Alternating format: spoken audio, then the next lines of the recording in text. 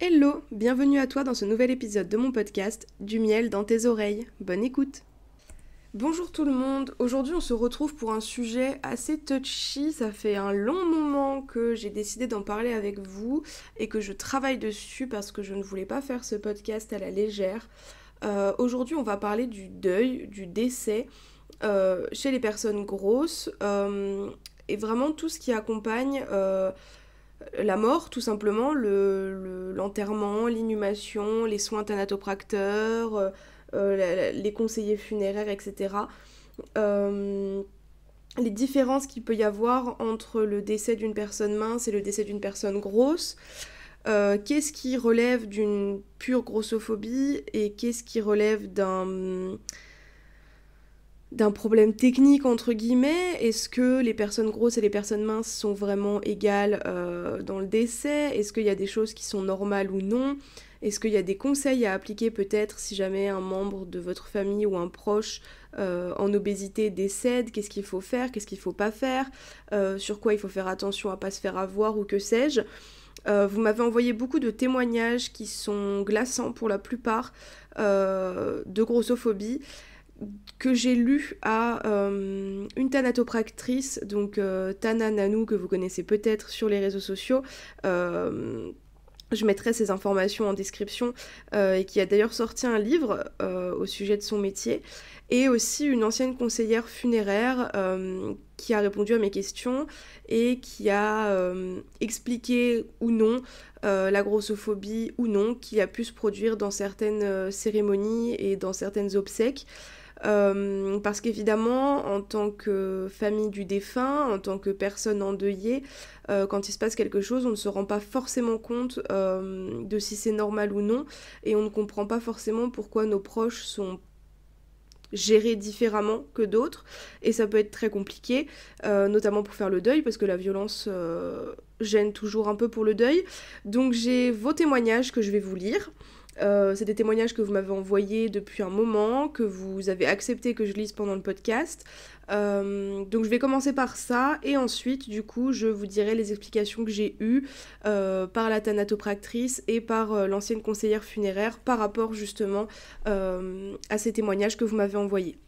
On va parler de décès, il est probable qu'il y ait des sujets difficiles à écouter, que ce soit parfois un peu choquant ou violent, ou juste que ça vous mette mal à l'aise. Vous n'êtes pas obligé d'écouter ce podcast. Si vous voulez l'écouter mais que vous avez peur de l'écouter tout seul, vous pouvez peut-être l'écouter avec quelqu'un à proximité.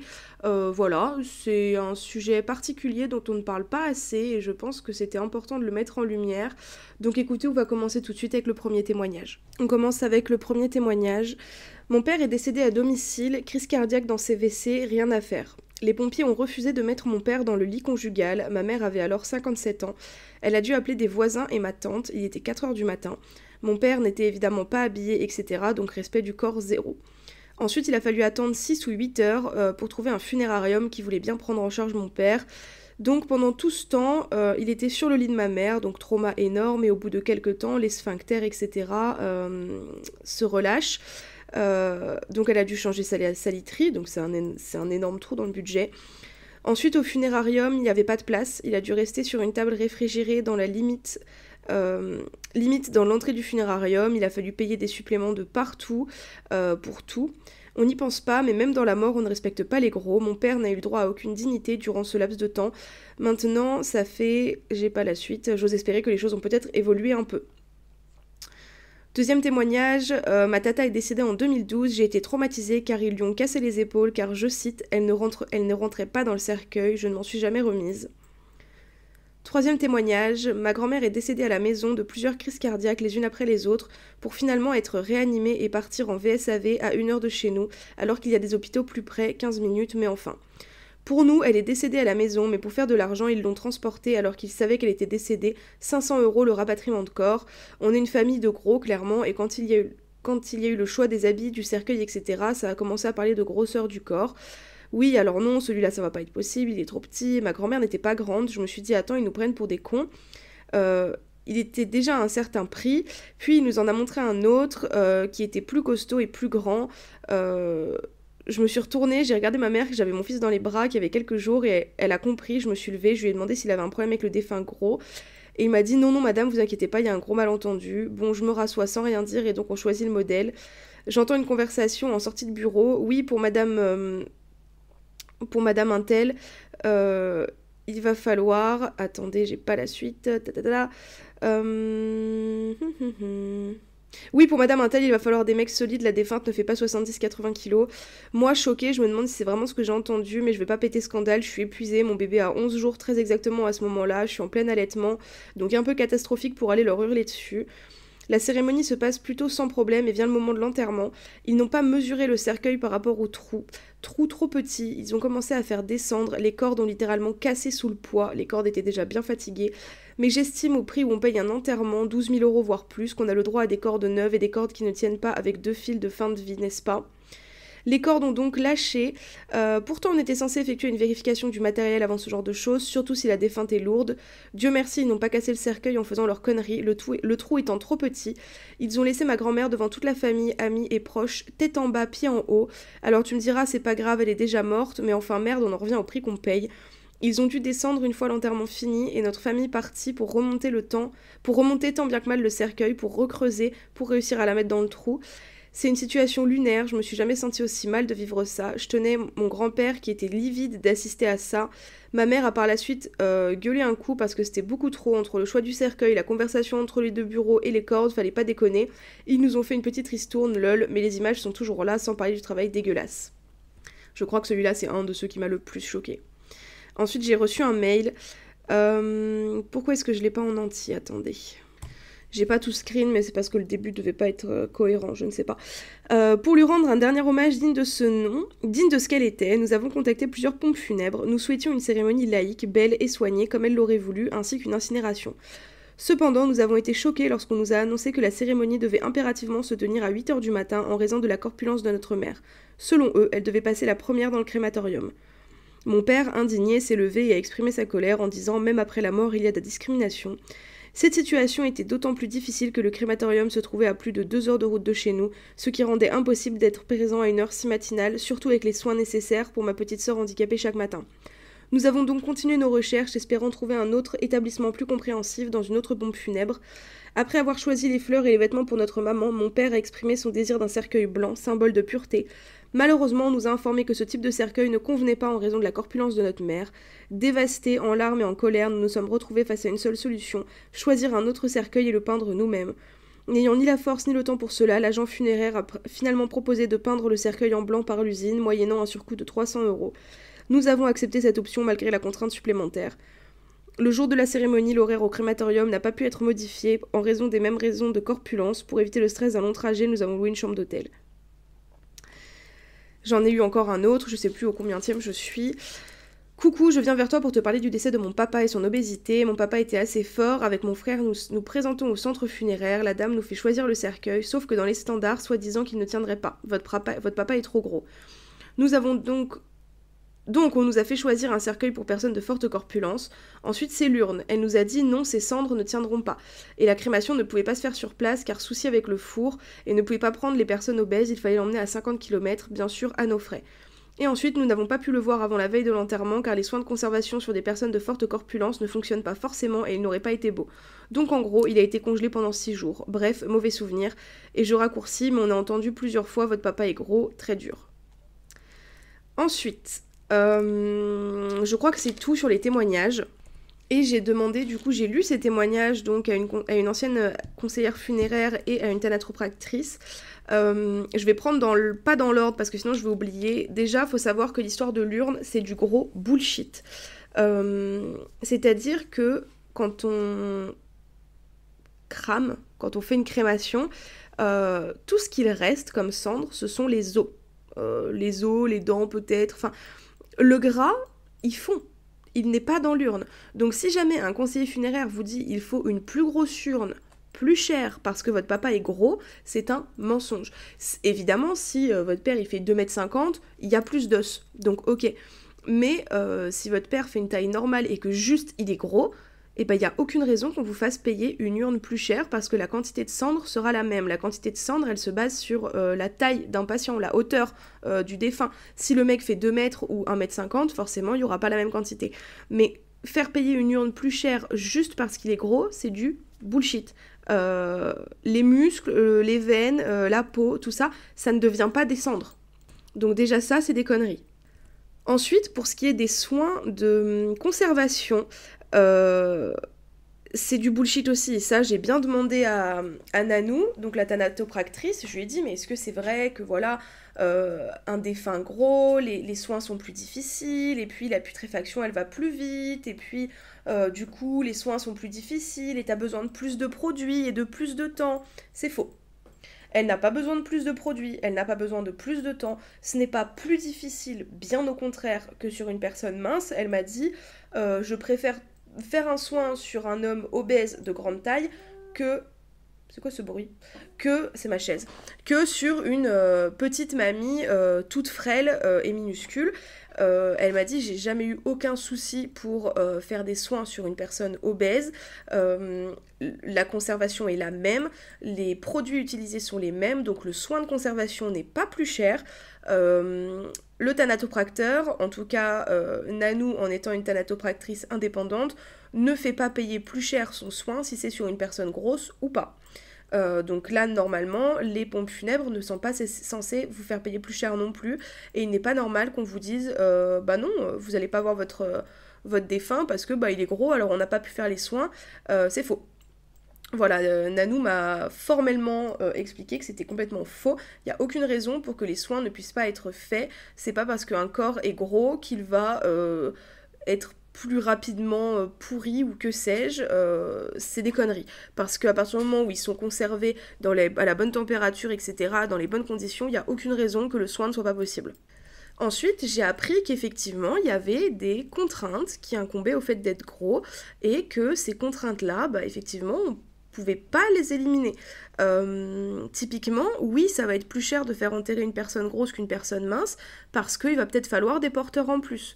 Effectivement, une personne qui fait 70 kg, il y a peut-être 4 personnes qui vont porter le cercueil. Une personne qui fait 130 kg, il en faudra peut-être 6. Et ces 2 personnes-là en plus, évidemment, il faut les rémunérer. Donc là-dessus, ok, on est d'accord, tu vois. C'est pareil sur les soins de conservation. Et je pense que c'est là où se place la différence, c'est-à-dire que l'ancienne conseillère funéraire à qui j'ai posé des questions est une conseillère funéraire qui était dans une grande chaîne, et Nanou m'a bien dit que ce genre de chaîne, et surtout celle-ci, était réputée pour être des menteurs qui arnaquaient les clients, parce que les retours que j'ai eus au niveau des soins de conservation entre la thanatopractrice en service et une ancienne conseillère funéraire dans une chaîne qui n'y travaille plus sont totalement différents. L'ancienne conseillère funéraire me dit que oui, le soin de conservation est plus cher sur une personne grosse, que c'est beaucoup plus difficile de faire les soins, qu'il faut plus de personnel pour habiller et déshabiller le défunt, etc. Nanou m'a dit non, c'est faux. Genre, c'est pas vrai. Elle m'a dit, moi, une personne grosse, je l'habille ou je la déshabille pareil, il n'y a pas de souci. La plupart de ses soins, elle les fait toute seule, même sur des personnes obèses, elle n'a pas besoin d'aide ni rien. Ensuite, si on reprend dans l'ordre, effectivement, quand une personne grosse décède, on parle vraiment, pareil, hein, j'en ai parlé avec Nanou en visio, elle m'a dit, hein, là, ce sont des cas qui s'appliquent aux personnes très obèses. Elle m'a dit que moi, par exemple, en faisant 1m66 pour 120 kg, je n'étais pas concernée. Elle m'a dit, toi, tu rentres dans un cercueil standard, tu rentres dans un crématorium standard, il faut vraiment être sur de l'obésité extrêmement sévère pour être hors code et être considéré comme un cas extrême qui a besoin d'aménagement. Par exemple, le cas de la personne qu'on n'est pas venu chercher, ça peut s'expliquer parce que certains funérariums, certaines pompes funèbres n'ont pas de corbillard ou d'ambulance ou que sais-je, de civière adaptées pour les personnes grosses. Mais ça, par contre, c'est de la pure grossophobie. On en parlait avec Nanou, c'est-à-dire que quand tu es une grande pompe funèbre, quand tu es un grand groupe de pompes funèbres ou quand tu fais ça par passion ou que sais-je, c'est pas compliqué d'avoir un corbillard qui s'adapte à tous. Nanou m'a raconté qu'une fois, elle a connu un collègue qui a vu arriver un défunt dans une camionnette. Parce que le funérarium, enfin les pompes funèbres n'avaient pas de corbillard adapté pour aller chercher le défunt. Et ça, Ça s'explique sur le côté matériel, tu te dis ok, ils n'ont pas le véhicule nécessaire pour aller chercher une personne obèse, d'accord, ça peut prendre plus de temps, ok. Ça t'arrive une fois, tu te rends compte que ton corbillard il n'est pas adapté, tu changes de corbillard.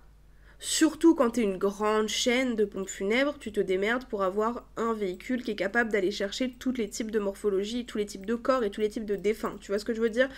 Donc devoir utiliser 2 porteurs de plus et devoir rémunérer ces personnes-là parce que c'est des personnes qui travaillent alors que d'autres n'auraient pas travaillé sur un corps mince, il n'y a pas de souci. Ne pas être capable d'acheter une voiture assez grande pour mettre un cercueil hors-côte, c'est juste de l'égoïsme et une volonté propre de se faire de l'argent sur le dos des gros et de ne surtout faire aucun effort pour être inclusif. Donc là, on est, à mon sens, sur de la grossophobie pure et dure. Pareil pour les crématoriums. Il y a plein de crématoriums où en fait la porte d'entrée dans le crématorium, l'endroit où on va poser le cercueil, est trop petite et où en fait il n'y a que des cercueils standards qui rentrent. Et du coup, effectivement, tu peux être amené à faire 2 heures de route pour que ton défunt, pour que ton proche puisse se faire incinérer, parce que sinon il est trop gros pour se faire incinérer.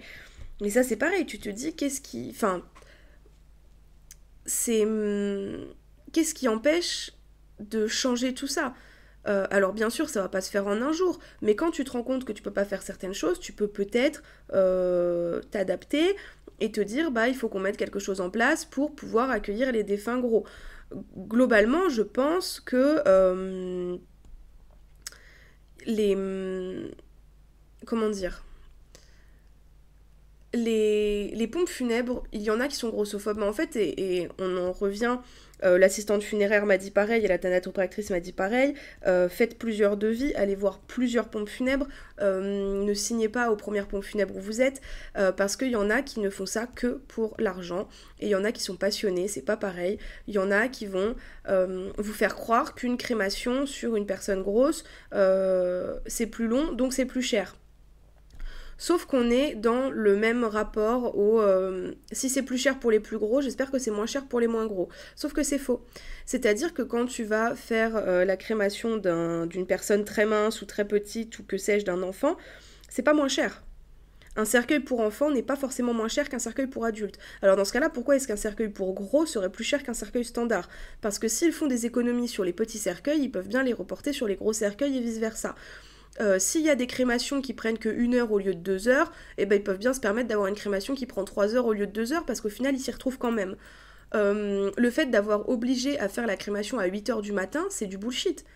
La crémation prend plus de temps, d'accord, mais qu'elle ait lieu à 8 heures du matin, à 10 heures du matin ou à 15 heures, qu'est-ce que ça change? Ça ne change strictement rien. Et oui, effectivement, la crémation peut être plus longue. Eh ben d'accord, c'est pas une raison pour que ce soit beaucoup plus cher ou pour que ça te force à avoir ton rendez-vous à une heure imposée. Il y a des choses qui sont inhérentes au fait d'être grosse et que tu peux pas enlever, bien sûr. Bien sûr que la crémation sera plus longue, ça tu peux rien y faire. Bien sûr qu'il faudra des porteurs en plus pour porter le cercueil, ok, ça tu peux rien y faire. Bien sûr que parfois, malheureusement, encore aujourd'hui, tu vas être obligé de faire la route. Mais ça, c'est des choses qui, je l'espère, vont changer. C'est-à-dire que la plupart des pompes funèbres, j'ose espérer, il y en a plein qui font le travail, font en sorte de modifier cela. D'avoir un corbillard adapté pour les gros cercueils, d'avoir des cercueils hors côte qui soient accessibles et qui soient jolis, qui ne soient pas que le cercueil hors côte de base.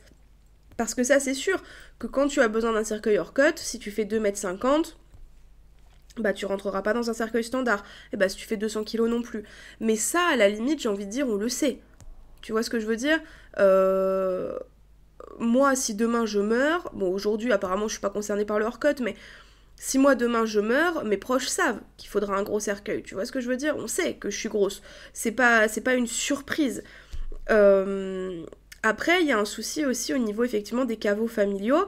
C'est-à-dire que si jamais tu veux te faire enterrer dans un caveau familial, le trou d'entrée du caveau était forcément plus petit. Déjà à l'époque parce que les hommes et les femmes étaient plus petits et surtout plus minces, donc les cercueils étaient plus petits et plus minces, donc des fois sur un caveau c'est impossible de t'enterrer dans le caveau familial parce que le trou d'entrée n'est tout simplement pas assez grand pour un cercueil hors côte. Mais en fait, il faut vraiment comprendre que là, dans les témoignages que vous m'avez donnés, il y a des choses qui sont normales, entre guillemets, et il y a des choses qui sont pas normales. C'est-à-dire que faire payer un peu plus cher parce qu'il y a un porteur en plus, etc., parce que tu prends un cercueil hors cote et que c'est plus cher, etc., ok, why not? Être obligé de faire de la route pour aller dans un crématorium qui est capable de faire la crémation d'un défunt hors cote, ok, pourquoi pas? Ne pas vérifier les cordes avec lesquelles tu vas faire descendre le cercueil dans une tombe, ce n'est pas normal. Ne pas vérifier que le trou que tu as creusé est assez grand pour faire passer un cercueil hors cote, ce n'est pas normal. Ça, c'est purement un manque de professionnalisme et une violence inouïe. Je n'ose pas imaginer la violence de cette femme quand elle a vu les cordes cassées et le cercueil de sa grand-mère, il me semble, tomber dans le trou à l'envers au milieu de la cérémonie. Enfin, c'est d'une violence inouïe et je ne sais pas comment on peut se regarder dans un miroir quand on a fait un tel travail. Et j'ai pas demandé, mais je suis quasi sûre que ce qui s'est passé là, ça s'est passé dans une pompe funèbre de grande chaîne. Parce qu'en fait, ils n'ont que l'appât du gain à la bouche. Tout ce qu'ils veulent, c'est faire de l'argent. Les petites pompes funèbres indépendantes sont souvent gérées par des familles qui sont passionnées, qui font ça depuis des générations, qui veulent faire ça pour le respect du défunt. Nanou m'a raconté la différence entre une grande pompe funèbre qui n'était pas capable d'avoir un corbillard adapté, alors que c'était une grande chaîne nationale, hein, qui n'était pas capable d'avoir un corbillard adapté pour une personne grosse, et une petite pompe funèbre qui a été une fois confrontée à la difficulté d'un corps gros, et qui s'est tout de suite acheté un nouveau corbillard pour être capable d'aller chercher les cercueils hors cote. Il y a des gens qui font ça par passion, il y a des gens qui font ça par amour des défunts, par respect, par envie d'accompagner les gens dans la mort avec dignité. Et il y a des gens qui profitent que ce soit un business lucratif. Donc vraiment, n'allez pas dans les grandes chaînes et si vous n'avez pas le choix, faites plusieurs devis et ne vous laissez pas avoir. Non, vous n'allez pas payer une urne plus chère parce que le défunt est gros, c'est faux. À la fin, il n'y a que des os dans l'urne. Donc on va pas vous faire payer plus cher pour ça. Après, pour ce qui est des soins de conservation, Nanou m'a bien dit que c'était exactement pareil sur une personne mince ou une personne grosse et que c'était même parfois plus facile, même souvent, plus facile sur une personne grosse qu'une personne mince. Elle m'a dit les seuls problèmes qu'elle a, c'est que les tables réfrigérées sont des tables aux dimensions standards, vraiment une table médicalisée. Je pense qu'on a tous en tête la table d'une morgue, hein, concrètement. Et ça, ce sont des tables qui sont très fines. Et elle me dit, moi, parfois, j'ai besoin qu'on m'aide à mettre 2 tables ou alors qu'on achète une grande table parce que je ne peux pas travailler avec un défunt gros ou obèse sur une petite table par peur de le faire tomber, par exemple. Et elle me dit, bah, j'ai pas envie de faire tomber un défunt. Mais c'est la seule problématique qu'elle a, en fait. La seule problématique qu'elle a avec les défunts gros, c'est un matériel inadapté dans les pompes funèbres. Nanou, en tant que thanatopractrice avec son matériel à elle, n'a aucun problème pour faire les soins sur un défunt gros. Ça ne lui prend pas plus de temps, ça ne lui coûte pas plus cher, ça ne consomme pas plus de produits, c'est exactement la même chose. Le seul problème auquel elle est confrontée, ce sont les tables réfrigérées qui sont trop fines. Donc vraiment, je pense que c'est un sujet qui est hyper intéressant. Oui, être obèse, ça peut poser problème dans le décès. Oui, ça peut être un peu différent. Oui, tu peux avoir besoin d'un cercueil hors cote, mais pareil, l'histoire de casser les épaules pour les rentrer dans le cercueil, ça c'est inenvisageable. C'est interdit, c'est illégal, ils n'ont pas à faire ça, ça n'aurait jamais dû arriver. C'est pas possible. Déjà parce que la rigidité cadavérique s'arrête, ça ne dure pas pour toujours.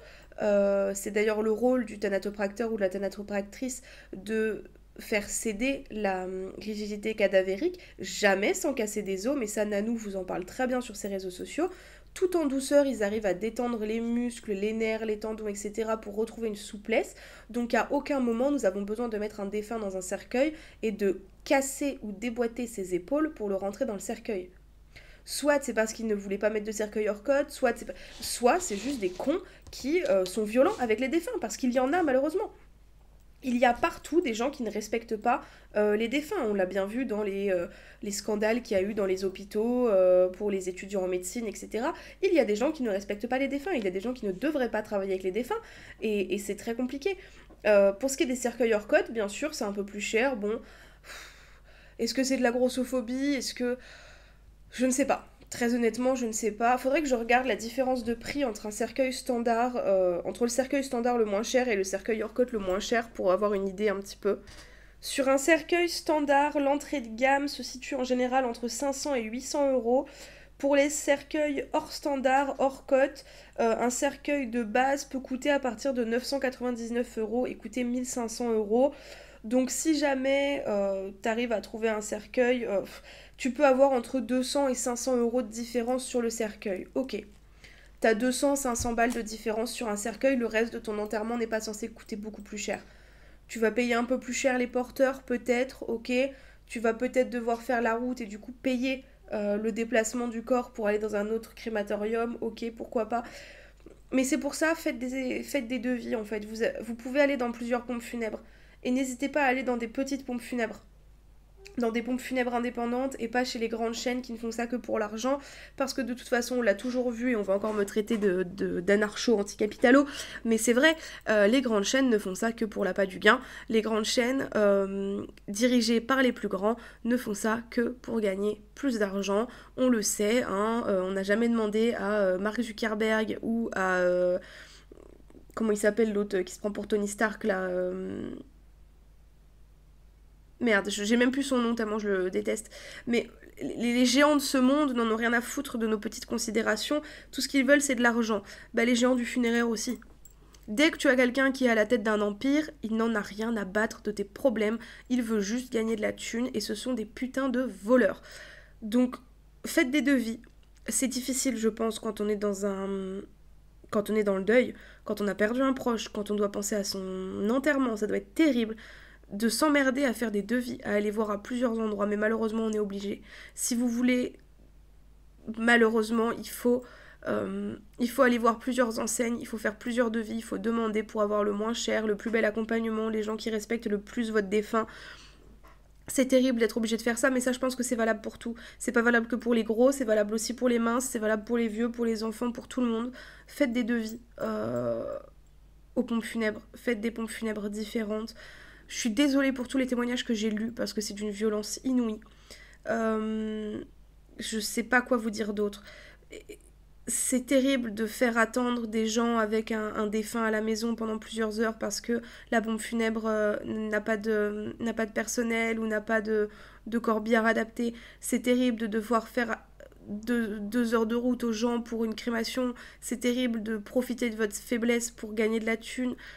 C'est terrible de violenter un défunt, de briser les os d'un défunt. C'est terrible de laisser un défunt tomber la tête la première dans sa tombe parce qu'elle n'est pas assez grande et que les cordes n'ont pas été vérifiées.